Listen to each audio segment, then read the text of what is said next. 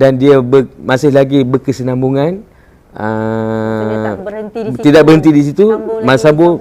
dipanggil SISPA.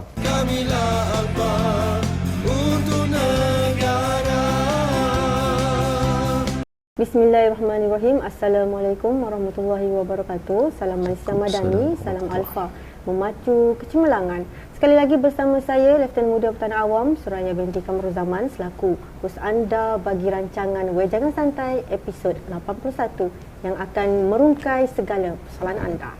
Okey, baik. Alhamdulillah hari ini sebenarnya kita bersama seorang guru yang sedang mengikuti kursus pusat pemindahan di Akademi Latihan Pertahanan Awam. Jadi kita culik sekejap, kita nak dengar sendiri pengalaman beliau bukan sahaja tentang latihan dan disiplin, tapi juga tentang realiti sebenar mengurus pelajar, cabaran guru hari ini dan bagaimana kadet sebenarnya membentuk generasi yang lebih berdaya tahan. Jadi tajuk kita pada hari ini adalah kepimpinan pelajar melalui kadet pertahanan awam. Jadi jom kita berkenalan dengan Ustaz Fendi. Okey, baik, sebagai pembuka boleh Ustaz perkenalkan diri dan macam mana mula terlibat dengan guru kadet pertahanan awam. Bismillahirrahmanirrahim. Assalamualaikum warahmatullahi wabarakatuh. Nama saya, nama yang diberi Muhammad Fandi bin Maisa, menjadi guru MRSM Sungai Besar. Sebelum ini berkecimpung dalam KASPA ni, guru penasihat, kita panggil guru penasihat semenjak tahun 2023 lagi. Sebelum itu di MRSM yang lama, MRSM Parit, menjadi guru penasihat pengakap sebenarnya. Jadi alhamdulillah sampai ke sekarang ini, daripada tahun 2022 sehingga 2026 sekarang ini. Jadi sekarang berkhidmat di MRSM Maktab Rendah Sains Mara Sungai Besar, Ulul Albab. Ulul Albab. Okey, di Selangor lah kan? Di Selangor. So, MRSM Ulul Albab merupakan salah satu MRSM yang mempunyai bentuk hafazan lah kan? Ya, betul. Dan gabungan antara aliran agama dan juga sains lah kan? Betul, betul. Okey, baik. Ya, maknanya MRSM saya ni jenama dia jenama Ulul Albab, iaitu menghafal Al-Quran. Sasaran untuk menghafal Al-Quran oleh semua pelajar. Okey. Dalam masa sama, elemen sains tu tidak diketepikan. Baik. Dari segi bukan sahaja dari segi akademik lah. Jadi kita daripada MRSM Ulul Albab ni, dia juga membentuk dari segi akhlak dan juga betul. hafazan lah. Okey, baik. So cikgu kata tadi cikgu juga merupakan seorang guru kadet pertahanan awam kan? Ya, saya. Okey, apakah yang sebenarnya yang menarik minat cikgu untuk pegang amanah sebagai guru kadet pertahanan awam lah? Ya. Secara kita kata secara jujurnya lah, biasalah guru ni dia dipanggil dipaksa rela ataupun sebenarnya diberikan sahaja tugasan tersebut.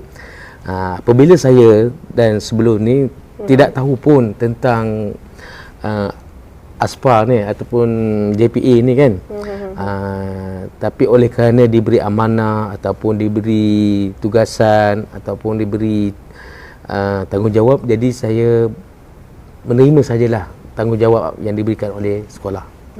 Baik. Sebab sebenarnya berat sebenarnya. Berat. Semua guru nak memegang amanah. Ya, amanah sebetulnya. Unit beruniform kan. Ya. So secara mungkin secara kebetulan kan menjadi amanah yang dipegang sehingga kini lah. Ya. Kan, okey, baik. Masa mula-mula kan, disebabkan cikgu pun tak ada minat ke arah itu kan. And then tiba-tiba kebetulan diberikan amanah untuk menjadi guru kadet KASPA kan. KASPA betul? Ya, KASPA. Kalau di sekolah menengah kita panggil KASPA lah, kadet sekolah pertahanan awam. Pertahanan awam. Okey, baik. So apakah cabaran dia? Cabaran yang paling besar lah mula-mula nak pegang, tak tahu, daripada tak tahu apa-apa. Pada mulanya saya bila diberi amanah ke guru penasihat, yang merupakan masa tu guru penasihat tak ramai. Dan secara jujurnya pengetahuan berkaitan dengan Kaspa pun saya tidak tahu. Dan pernah saya cuba untuk bagaimana saya nak macam memperlengkapkan ilmu ataupun mengisi pengisian Kaspa tu sendiri. Pernah saya pergi ke pikot saya, iaitu di pikot Sabak Bernam, pusat kawalan operasi daerah Sabak Bernam, tapi terletaknya di Sungai Besar. Saya pernah berjumpa, pernah berhubung dengan Cik Hairi bin Ibrahim, sebagai pencetus lah. Dan dia ada bagi satu guideline lah, ataupun satu bimbingan. Maknanya kalau berkaitan macam ni, kita ada tindakan susulan dari segi latihan dan bekerjasama dengan PPD, Pejabat Pegawai Daerah Pendidikan. Faham, kayaknya cikgu mencari rujukan di... Ya, betul. Okey, baik. So, kalau dari segi pengambilan pelajar untuk menyertai kadet pertahanan awam tu kan, adakah macam masa tu, macam mana dari segi minat pelajar tu? Ada yang berminat ataupun masih lagi belum dikenali? Ya. Ada juga dua keadaan. Sama ada mereka pun dipilih oleh macam saya, kalau MRSM kita panggil sepenuhnya ini badan beruniform yang di bawah Timbalan Pengetua Pembangunan Bakat, dan dia ada guru badan beruniform sendiri yang akan sortkan nama pemilihan pelajar daripada tingkatan 5 sampai kepada tingkatan 1. Sama ada secara sukarela ke ataupun tidak, boleh letak nama tersebut. Dan ada juga pelajar yang dia berminat dengan Kaspa ni kerana mereka adalah orang kata kesinambungan daripada sekolah rendah dipanggil TUSPA. Ada di MSM saya. Okey, baik. Kalau dari segi disiplin pelajar lah kan, ini macam lari topik sikit lah. Macam kalau dari segi disiplin pelajar, lagi-lagi dari kadet dan awam lah, macam mana? Apa perbezaan daripada pelajar kadet dulu dengan kadet sekarang? Kadet dulu, okey, Allahumma salli ala Muhammad. Saya masa dulu saya ingatlah, saya kita dululah, kita cerita pengalaman saya. Saya berkecimpung dengan PBSM nama dia. Dan sekolah saya belum ada lagi Kaspa kan. Kalau tak silap saya, PBSM Persatuan Bulan Sabit Merah. Ya, betul. Jadi lihat juga dengan bantuan kecemasan. Ya. Apabila saya berada di tingkatan 6, saya pernah juga berkecimpung dengan Watoniah. Jadi Watoniah juga maknanya salah satu di antara badan uniform yang merupakan satu berkaitan dengan pembentukan disiplin yang hebat lah. Jadi bila saya sekarang ni dalam perkhidmatan awam, so kita menjadi guru, jadi saya tak langsung jadi guru penasihat atau guru pembimbing. Jadi dia punya disiplinnya sama sajalah. Jadi pembentukan disiplin dalam badan uniform ni, jadi pelajar lebih terurus. Walaupun bentuk dan caranya berbeza, itu saja. Kalau kita dengar macam mudah kan, tapi realitinya kita nak membentuk disiplin pelajar tu bukannya mudah dan memerlukan masa bukan sehari. Okay, and then pada pandangan cikgu jugalah kan,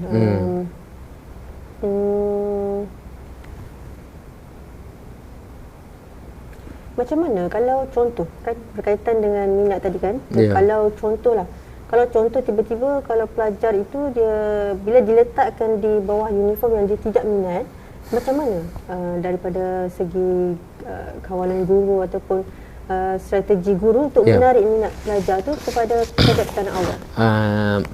Secara yalah, bukan kerana orang kata sebab kita nak buka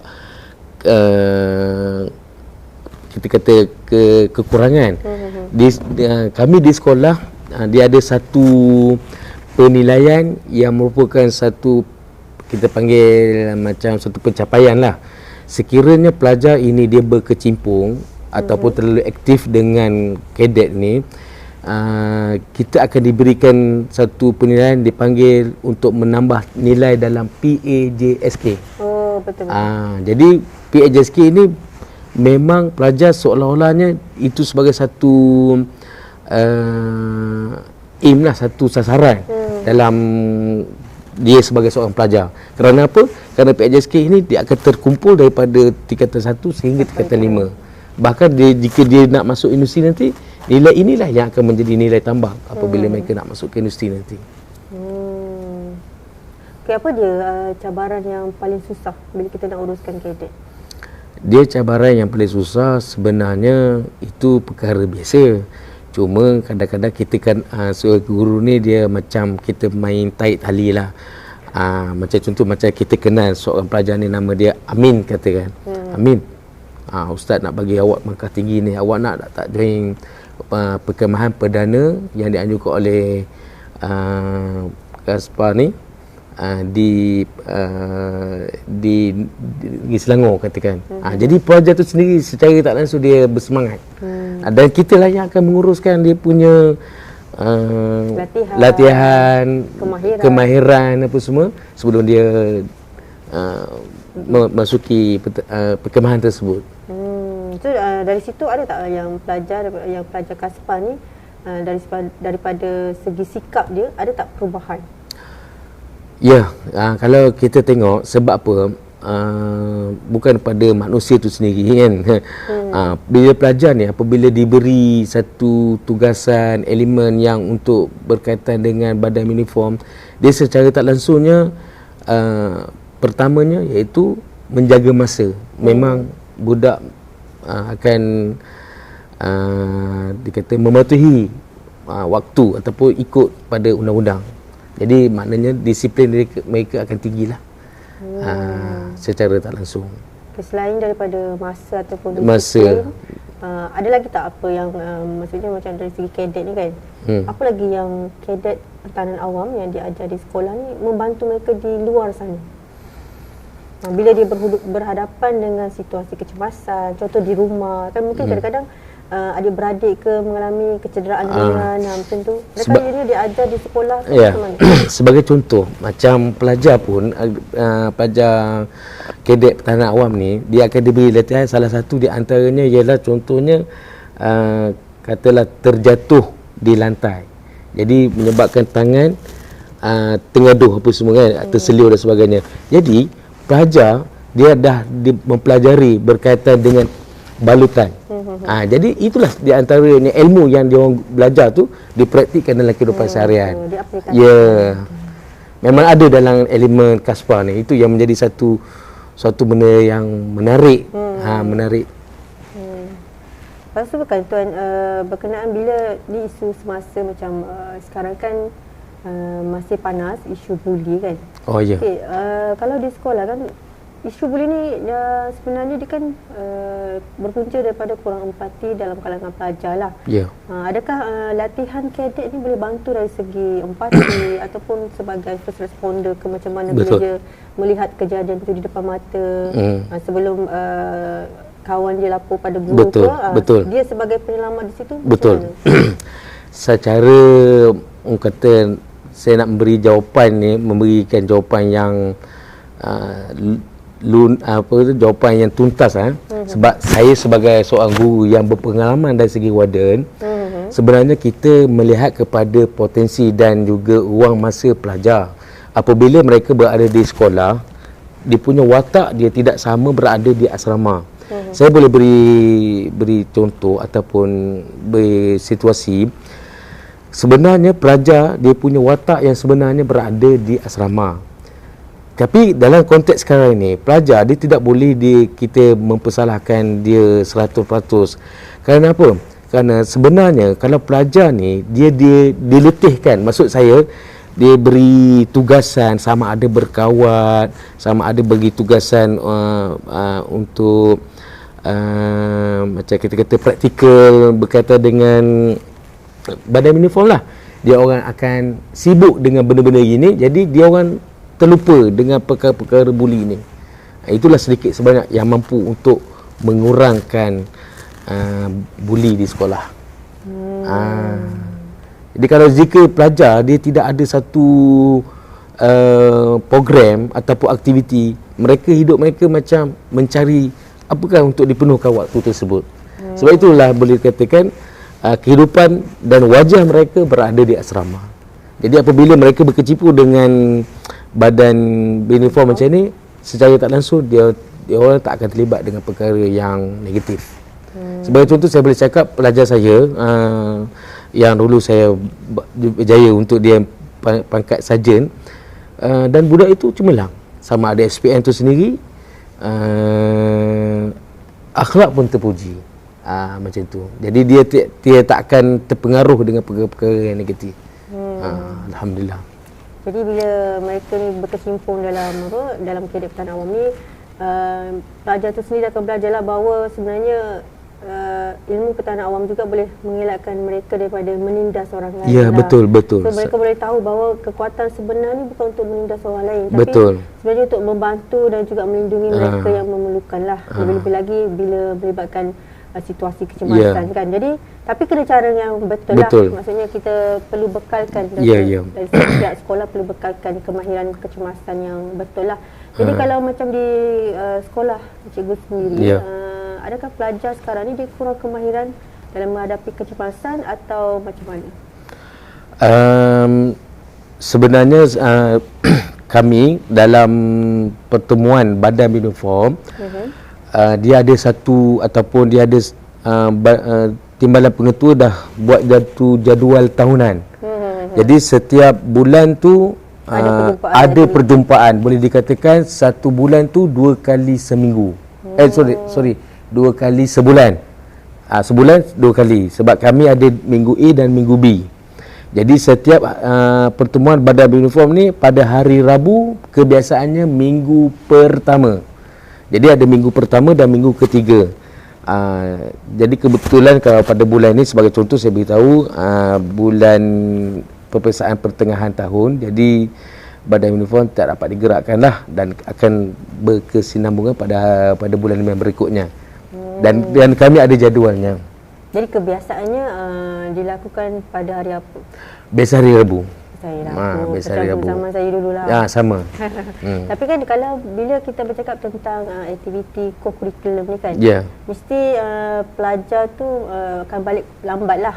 Betul. Jadi adakah ada tak ibu bapa yang kurang faham lah tentang dah tak macam kena marah dengan ibu bapa sebab anak mereka ni balik lambat. Tapi kalau sebenarnya mereka ni tak faham tentang fungsi pertahanan, fungsi badan beruniform tu sebenarnya. Okey, saya nak boleh cerita sedikitlah. Dalam slot pertemuan kita, biasanya dalam kami di MRSM ni, biasanya habis period waktu pembelajaran tu, PNP, habis kalau setiap hari sehingga biasanya Isnin sampai Khamis, sampai 3.30 atau 3.40. Jadi pertemuan kelab ataupun pertemuan badan uniform pada 3.40 sehingga 4.30 sahaja. Kalau ada lebih pun cikgu tu, guru penasihat tu, dia akan mungkin kita kata terdirect lah waktu. Mungkin masa tu mungkin sesi pembelajaran ikatan tali. Jadi mungkin direct masa lama sikit lah kan. Jadi tak ada hal, sebab itu dah dikreditkan waktu pertemuan. Selepas pada pukul 5 tu pelajar-pelajar akan solat asar dan dia orang akan secara berjemaah dan juga beriadah 5.30 sampai 6.30. Jadi tidak ada langsung waktu yang tidak dipenuhkan dengan tiada program. Jadi semuanya terkawal dan berjadual.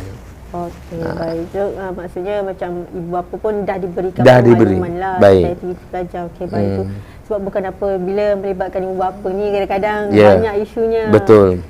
So ada tak tuan macam kan bila melibatkan badan beruniform mesti ada rentetan yang mengatakan panas, penat, macam mana tu? Okey. Apa pandangan cikgu?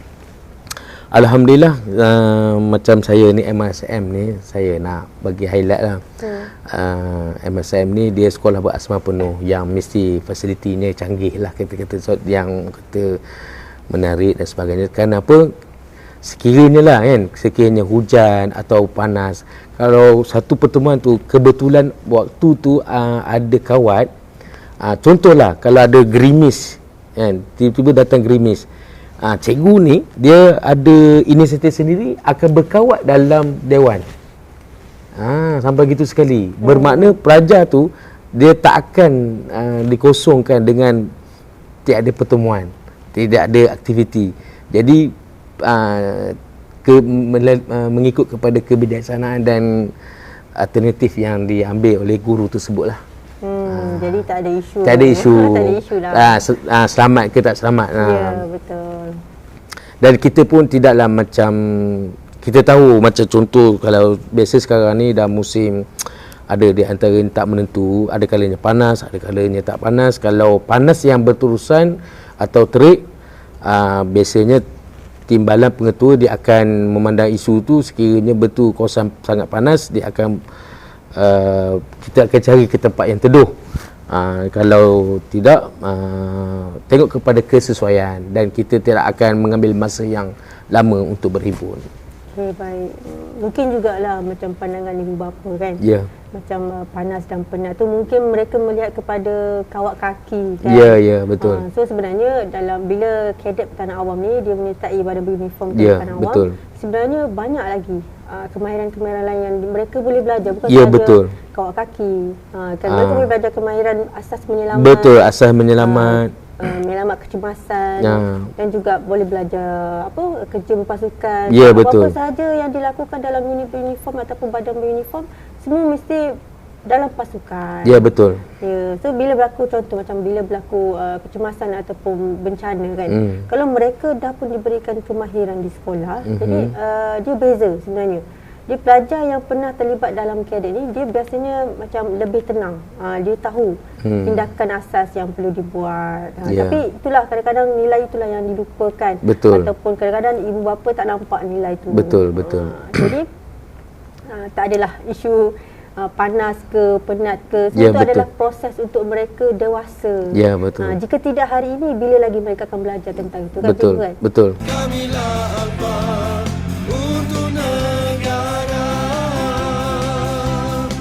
Okey, baik. Soalan seterusnya adalah tentang aktiviti. Ya. Bagi Ustaz lah kan, apa pula aktiviti yang paling mencabar dalam silibus yang diajar pada kadet pertahanan awam? Aktiviti Aktiviti hidup ke ataupun apa-apa sahaja yang mungkin memberi cabaran macam mana nak menguruskan mereka, mungkin dari segi bilangan pelajar yang ramai. Biasanya macam ni, kita kadang-kadang tu terpaksa, yang saya cakap tadi lah, kita akan minta bantuan daripada biasanya anggota JEPAM tu sendirilah, untuk sekurang-kurangnya dalam satu pertemuan tu kita minta bagaimana dia menunjukkan satu katalah tadi dan apa nama tu yang kecemasan tu tadi kan, berkaitan dengan ikatan balutan lebih tinggi dengan berkaitan dengan CPR. Jadi kadang-kadang benda ni kita akan import daripada pikot kawasan supaya pendedahan ni diberi secara jelas dan tuntas lah. Jadi supaya pelajar dapat menghayati dan memahami selok-belok berkaitan dengan elemen-elemen yang ada dalam pertahanan awam. Okey, baik. Kita berbalik pula kepada topik kita, iaitu kepimpinan pelajar melalui kadet pertahanan awam. Jadi macam mana sebenarnya kadet pertahanan awam ini membentuk peserta ataupun pelajar menjadi pemimpin? Pelajar menjadi pemimpin.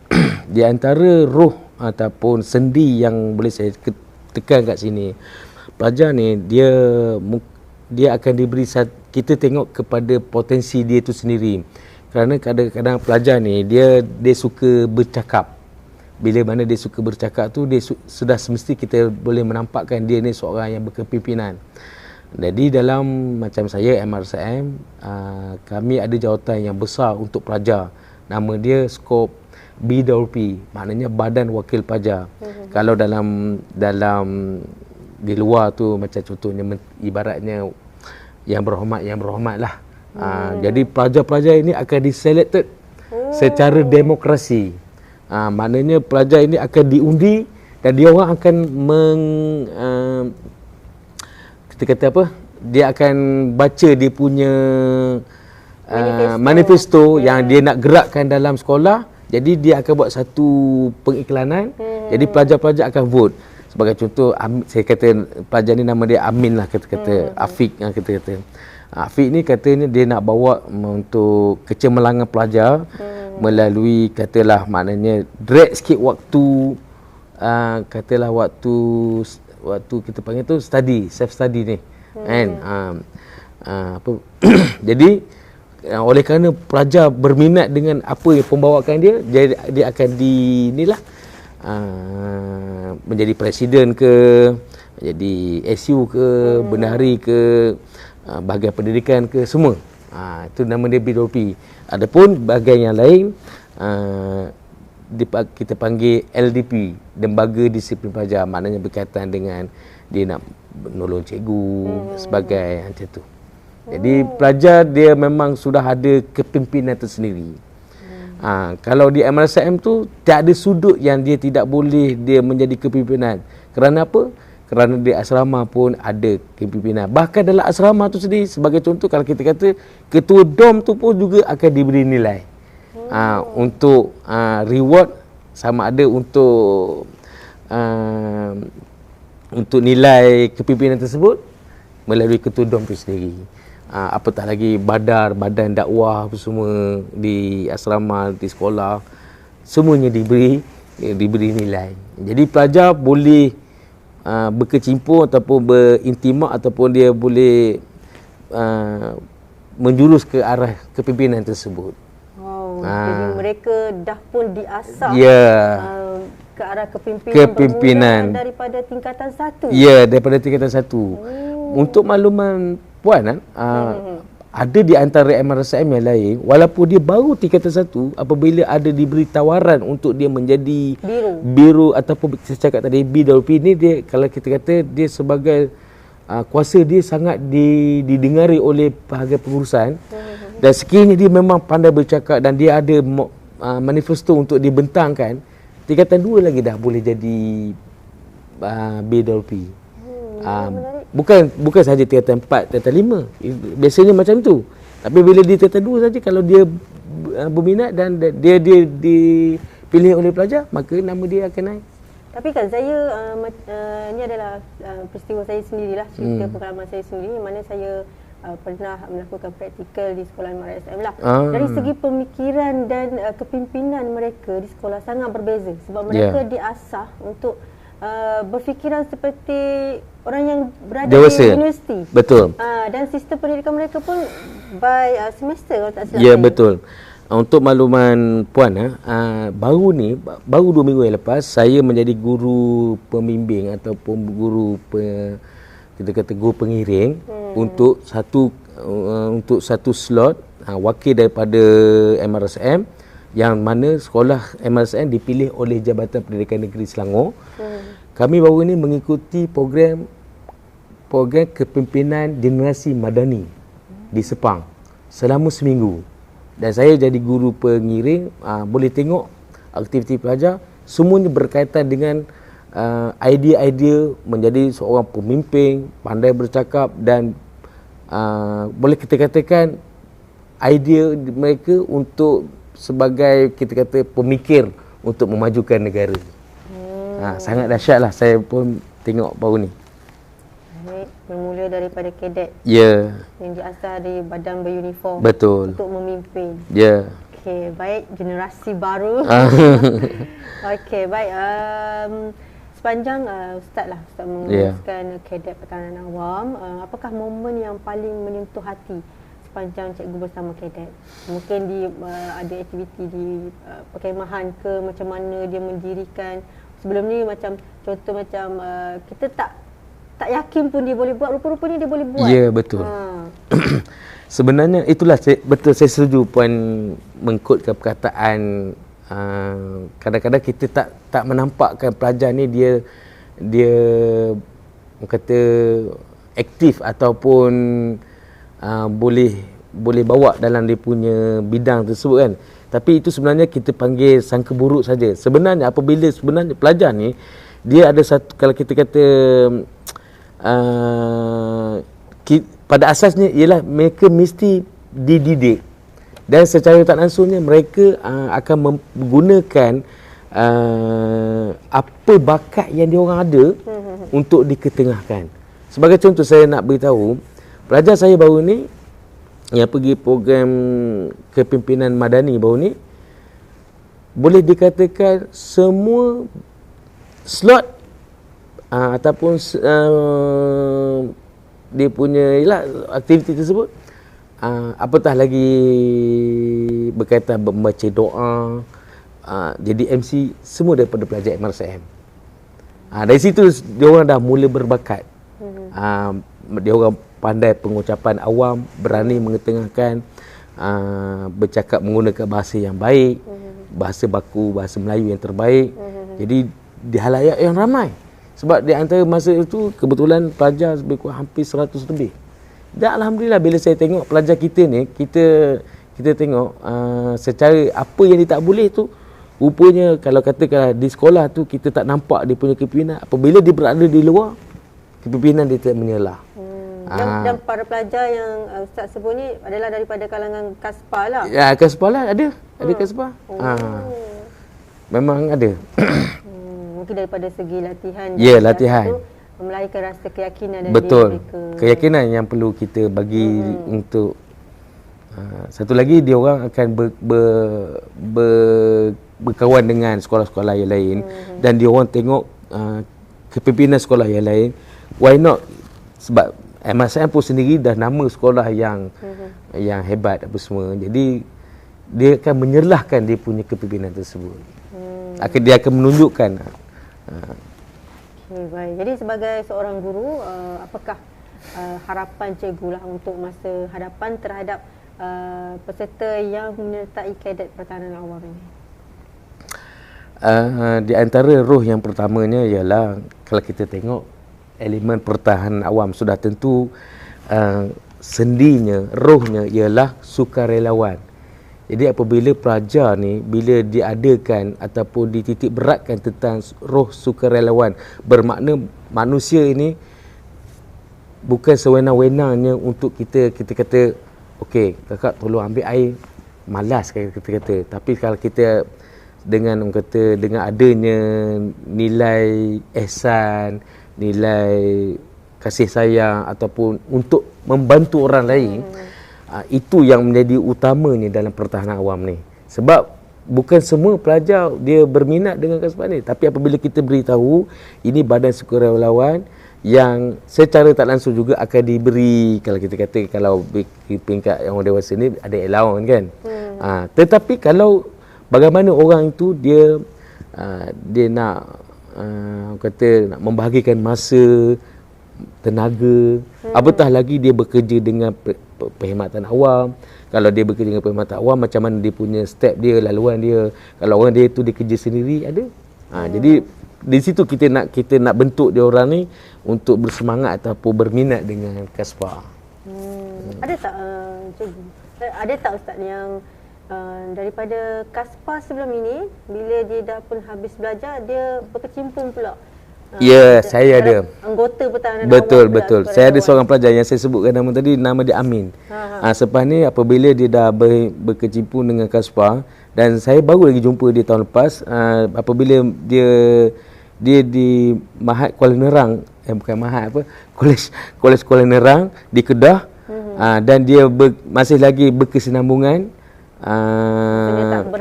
Tidak berhenti di situ. Masa sambung dia panggil SISPA.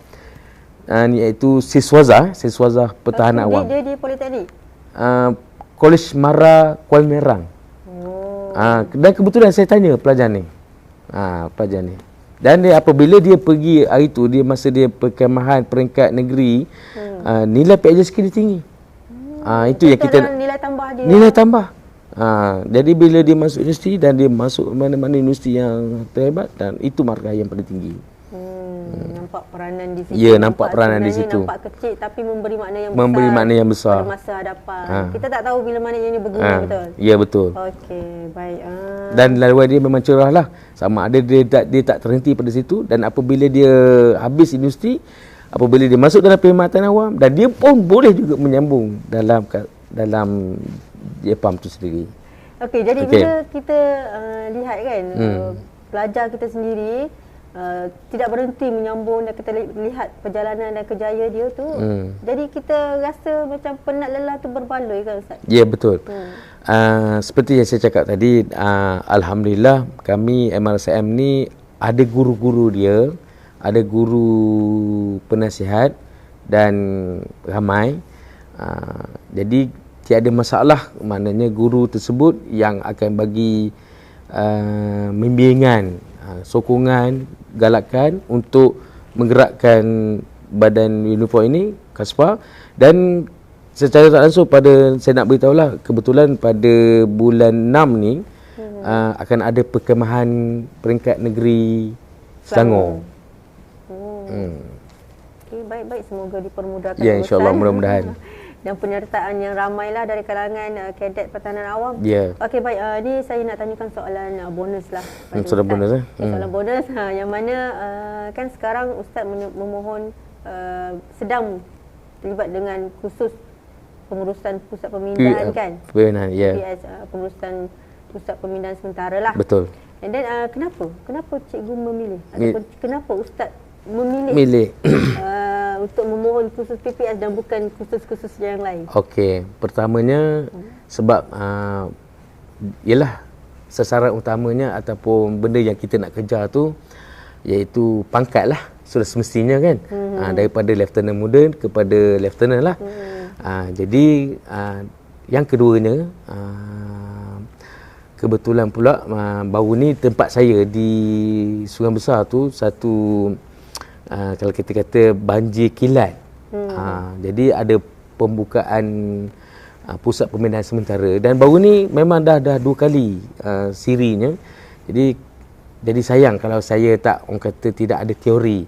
Jadi why not selepas ni apabila saya dah menyertai PPS ni, kita rasa macam lebih bersemangat untuk nanti kita akan melaporkan diri kepada pegawai daerah kita tu untuk melaporkan diri, dan kita akan bantu masyarakat awam yang betul. Sebab kan, kebiasaannya lah sekolah memang akan dijadikan sebagai tempat pusat pemindahan sementara. Jadi sesuailah cikgu tentang khusus PPS. Dan tak kurang juga, MRSM juga di antara satu kita panggil tempat strategi untuk penempatan kepada masa-masa banjir lah.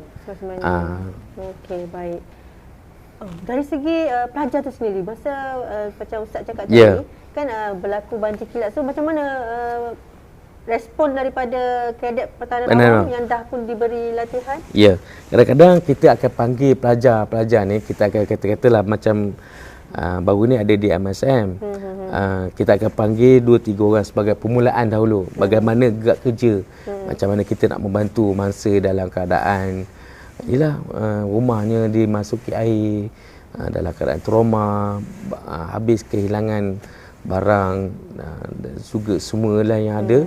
Jadi kita tengok bagaimana perasaan penduduk tu sendiri, dan supaya pelajar dia akan tengok akan menumbuhkan rasa kasih sayang, ada rasa ingin membantu masyarakat yang lain. Jadi di situlah nilai-nilai yang nak kita tonjolkan dalam kadet. Okey, baik. Kalau macam Ustaz sendirilah kan, kalau di luar kan sekarang ni Ustaz adalah daripada profession guru lah kan. Ya, betul. So macam mana bila waktu ke lapangan ada terlibat dengan mana-mana operasi, dan apakah operasi yang paling Ustaz ingat lah? Paling secara jujurnya belum lagi berkecimpung untuk berkaitan dengan perkhidmatan dengan pusat pemindahan sementara.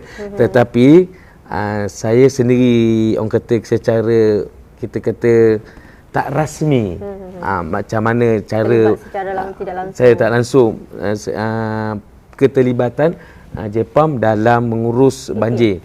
sebab baru-baru ni APM. Jadi jadi kita tengok bagaimana skop kerja. Sedangkan sebab ada lagi agensi-agensi yang terlibat, sebagai contoh JKM, Nadma, NGO yang lain yang membantu mangsa-mangsa banjir. Jadi apabila menghadiri kursus macam ni, saya secara tak langsung saya rasa macam lebih bersemangat lah.